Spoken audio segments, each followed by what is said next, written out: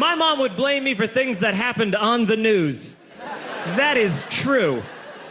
I woke up one morning when I was a kid and my mom was standing over my bed and she said, I just heard that Princess Diana and her lover, Dodi Al-Fayed, have been killed in Paris. Like I had something to do with it.